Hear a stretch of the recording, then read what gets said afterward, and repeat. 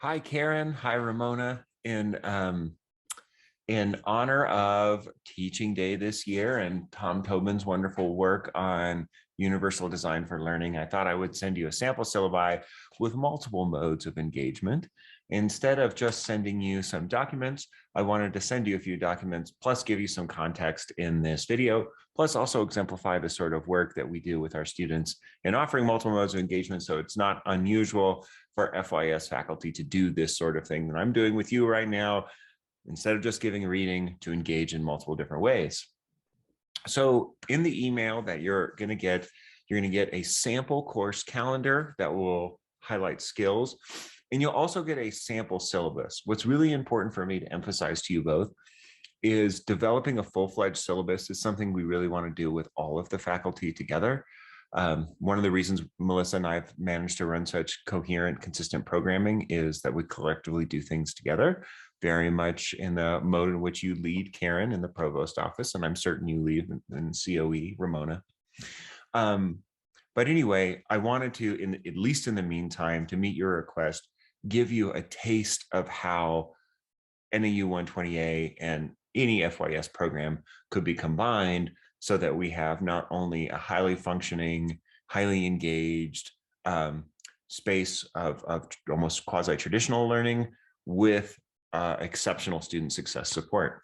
So the first place for me to begin on that is to walk you through the FYS 120A merged syllabus. So let me share my screen here and pull up the synthesized syllabus, which is what Melissa and I are calling it. Yes, I do use the dark mode on my stuff. It's easier on the old eyes. What you'll notice is we've placed in this college of education. My assumption is that's the direction we're likely to head. You will see here in the syllabus that we offer, to begin, a FYS program course description underneath, or excuse me, program description underneath the course description. This gives you a sense of FYS's commitment to critical thinking, writing, oral communication, how it's ingrained in the liberal studies program, soon to be the general studies program. But I would like to point out to you that a marker of the additional or the synthesis piece is this clause here, where we note that FYS students will get practice with a variety of essential skills for student success, including note-taking strategies, reading strategies, analytical reading approaches, information literacy, time management, stress management, wellness, and exploration of campus resources. And I'll show you here in a moment how we're going to get all this stuff done. I am using a course that I teach as an example, that is FYS 121, What is America? Additionally, I should note, you're also going to receive a document today that has a PDF version of a PowerPoint presentation I gave at the Teaching Professor Conference this summer in New Orleans on the FYS program. It was a pretty successful presentation, so successful that the Teaching Professor has invited us, or me, to return, and is covering all of the expenses for me to return to give the presentation again with some additional updates. All of this is to say you will receive a copy of that presentation as a way of getting a sense of how FYS works, which might be a little different from what you remembered, Karen, but hopefully you like it. So that gives you a description there of what is America is all about. And this is where we get into the heart of things. Right. All right, so let's move into objectives. So, sorry, moving to share screen, my apologies. So if we share screen here, there we go. So let's move into objectives. Sorry, I had to do a little quick outtake intake maneuver myself as a young documentarian, I guess. Anyway, so here we see a list of objectives. Some are from FYS 121, some are from NAU 128. My sense is that as we get farther along working as a team, we will probably merge these together and have some more synthesis We'll also probably have fewer of them once we merge them and synthesize them appropriately. But for now, just to give you a sense, just to give you a taste, let's see what they look like. And we have 3 columns here: the objective, what student success skill is being emphasized, and some sample examples of things that we can do in the classroom or at the programmatic level. So we go to our first objectives here. Students will examine the relationship between context, aesthetic expression, and supplementary text for the purpose of exploring ambiguous questions about the human condition. So the whole the whole programmatic design of FYS now is built around what we call meta or essential questions. Every course at the conclusion answers the course question. My class is called What is America? Melissa Westover is exploring a class called What is Justice? People currently in FYS teach classes like What is a story? What is a border? What does it mean to be a human being? These are ambiguous questions related to the human condition or to human activity. As we're moving through exploring texts and context and aesthetic expression regarding these questions, we're going to, by nature, be able to explore, emphasize, and give direct instruction and direct practice on these student success skills. So note-taking, so not just take out some paper and write, but also offering examples of different formats of note-taking, whether it's the outline format, Cornell format, there's lots of different formats, concept mapping. Obviously, a lot of this objective is going to support critical thinking.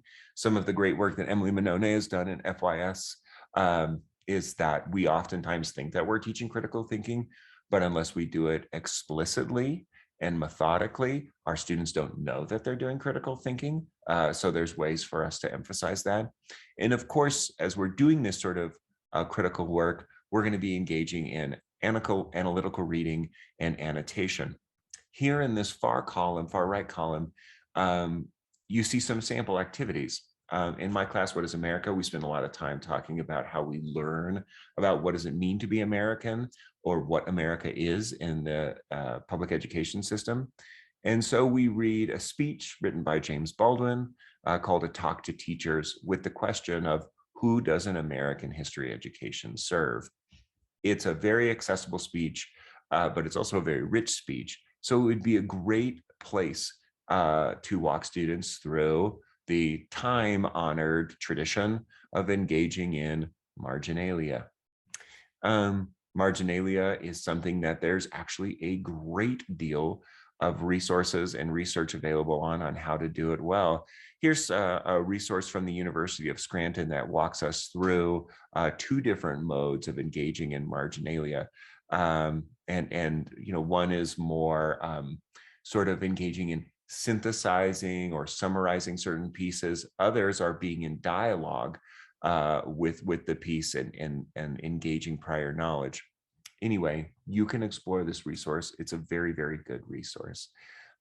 These are the sort of resources that we lean on when we teach marginalia. We don't just say, hey, write some stuff on the side and see what you think. I'm sure that both of you are at least aware of Anyan's work on the social class and the hidden curriculum of work. It's something that we talk about in What is America? It's a really great scholarly excerpt with a handful of subheads that goes along with it. And it's a wonderful, wonderful resource to use the SQ3R model. And so S being for survey, Q being for question, R for read, another R for recite, and another R for review. It's a wonderful reading strategy. I think for those of us who are advanced readers at this stage, some of this stuff we do on our own. We've naturally learned how to process information in this way and remember information this way. But for our students, this is pretty new stuff. But all of this is to say, we're not just going to give them the articles, we're going to give them multiple reading strategies. There's more than just SQ3R to explore and how to engage with it. As you go down our objective list, you have identify, analyze, and exhibit practice of academic skills, strategies to increase their success at NEU. This is a NEU 120A. objective. These are include, but are not limited to time management, effective taking of notes, I should say, reading and lecture notes, a reading for comprehension, critical thinking, academic writing, so on and so forth. You can see how easily all of these skills would be integrated into that objective. One of the things that's been really emphasized over the years is how in these first year courses do we make students aware of all of the resources that are available to them on campus. I think that one of the ways that we've traditionally tackled this is we would have any number of student affairs or financial aid services come and make presentations to the class. It actually eats up a lot of time, and it's not always the most engaging model. What many folks like Melissa Westover, but also Emily Manone have engaged in is actually some really cool hacks in avoiding having to give up a full class period. And that is something that Emily calls the Student Affairs in-class resource roundup. I've asked Emily for a description of how she goes about that. Here is a description that she provided for me just over email, so it's informal. But basically, she takes a speed dating model, and students and groups go around and meet about 4 to 6 different student affairs or enrollment management resources in a speed dating format. Lots of activity, lots of information shared, lots of dialogue being had, lots of resources and pamphlets and stuff being handed out. But it's a great way to get lots of information all at once for these students without giving up an enormous amount of class time. This can be done in class. Another option is to consider this at the programmatic level, to work with Wendy and her team, maybe even Annika and her team, to develop an evening program. Melissa and I have extensive experience putting those together, an evening program where FYS students, all FYS students, CSP and general population, might attend 4 class points required where they might learn about some of these resources. Of course, this objective also covers academic skills as well. We have objectives here about effective oral communication, which allows us to emphasize things like civil discourse, very important in the new general studies program. You can see an example of a debate that we have in my class around the 1619 project. We spend a lot of time, as you both know, working on effective writing. Writing is more than just a skill, standalone skill, as you can see here. Writing intersects with note-taking, intersects with critical thinking. And we also, not only do we just do formal academic writing, we also do a lot of reflective writing for discovery, discovery of insights, exploration of ideas. I wanted to share with you here, we have 2 forms of writing in the FYS program. We have writing experiences and writing as thinking. These are the 2 dominant forms of writing assignments.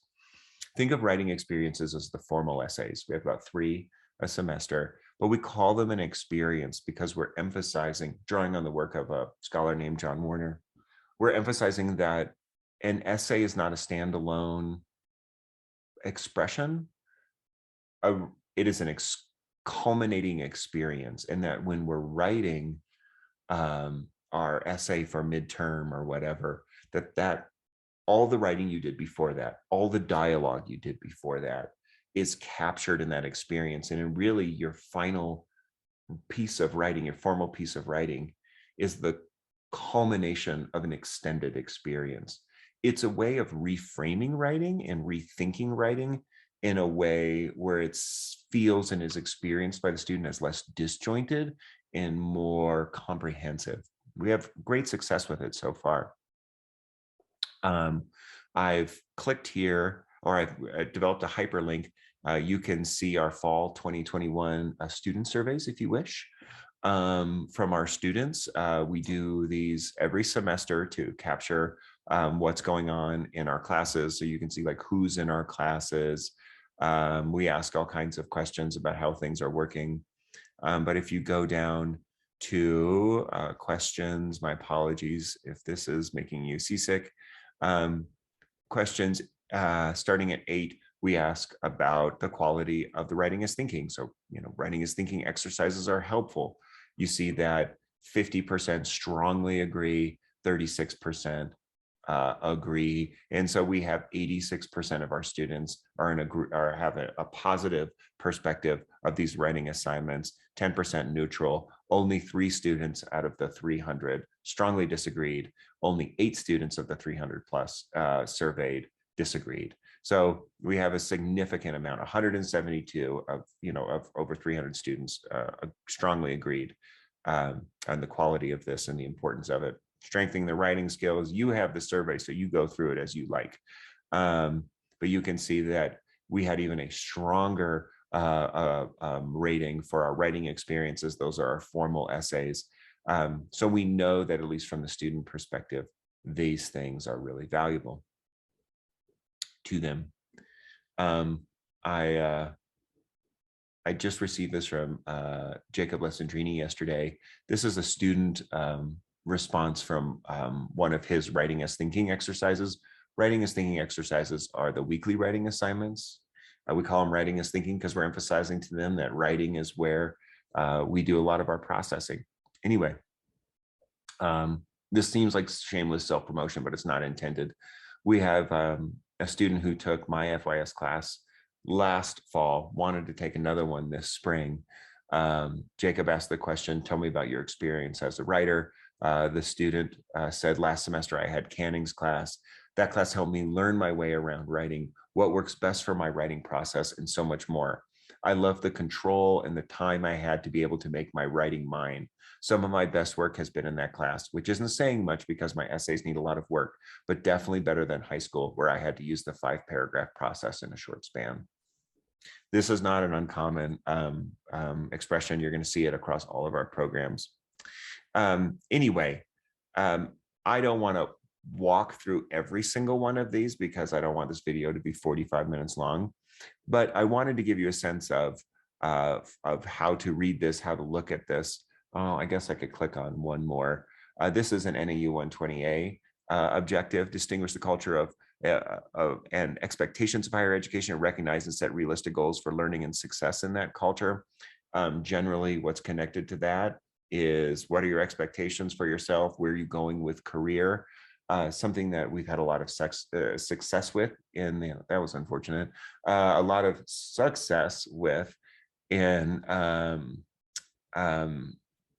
FYS is we've had a collaborative relationship with career development and student affairs, and they've run workshops for us, which are really great, where they take all of our course objectives and they meet with a whole host of students and show them how to take the work that they've done in our class and translate it onto resumes for skills and experiences. And so if you see here, here's a copy of a Google Doc, just as evidence that we've done these for one that we did in November 2020. This was the only one we had a flyer for. But anyway, yeah, it's great. It's been really helpful, and the students really like it. And it's kind of exciting to see them realize that some of the work they've done in classes can actually be translated directly into a way to help them get a job. Anyway, if you move forward, you can see explanations of our writing experience, something that's very important to us, the writer's practice.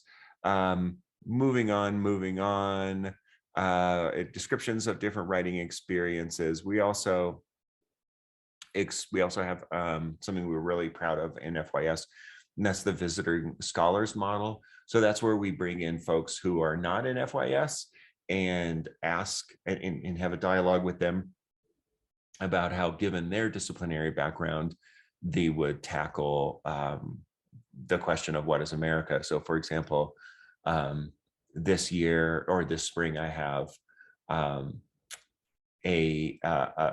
Indigenous basket weaver who's a scholar and a practitioner. Her name is Lucy Parker. She belongs to the Yosemite Nation. She's going to be beaming in with us and talking about her perspective on what is America from an Indigenous worldview, how she thinks of progress and materialism given her culture and experiences. Anyway, this should give you a sense all the way through of how FYS functions, how we talk about our programming, so on and so forth. Attached to this, of course, would be a syllabus calendar, which I want to show you now. This is just a couple weeks of a syllabus calendar and how we might emphasize skills and how students might see it. You can see here, I think this is a great way to set up a syllabus calendar. Not everybody agrees, but students read it left to right, what to read, view, or listen to before class, what to do or what to turn in or do before class, and then what we're doing in class. But you see here, I've split these cells in half to emphasize the skills that we're going over in each class. I should probably type in skills right there. That will give students some guidance as to what we're doing, but also remind the faculty of what we should be emphasizing. So for example, here on Wednesday, one of the really cool pieces of reading that we do in the What is America class is we read an article called The Body Ritual Amongst the Nasarima. If you look, Nasarima is actually American spelled backwards. And it's kind of an interesting article. It's written kind of in the style of like a 1950s anthropology article. And it talks about Americans as if they were some sort of like distant tribal people with their interesting rituals and their customs and stuff. Anyway, I use it to get students to start thinking about what it would be like to look at your own culture from the outside. It's a really clever article, super fun, but it definitely emphasizes analytical reading. And as we're going over it in class, I emphasize what we're doing. I walk through Bloom's taxonomy. We're doing analysis right now. We're not just seeing if we remember and understand this article. So if we're remembering and understanding this article, that's just very, very low level stuff. What I'm asking you to do is to analyze this and make meaning of it in a different way. And so we teach this stuff all the time to unveil the learning that they're going through. Similarly, you can see all the skills that are identified here and so on and so forth. This is just a single page. As I said before, as we develop it outright and fully, we'll be able to provide you a comprehensive example. But for the time being, this should give you a sense of where we're going and the flavor you can expect. I apologize if this video is longer than I wanted it to be. Sorry it came in two pieces, but I was having some technical difficulties and I needed to split it up. Eager to hear your feedback, eager to hear your questions. I hope that you have confidence in this model and what we're up to, and I'm wishing you a wonderful day, whatever you're doing.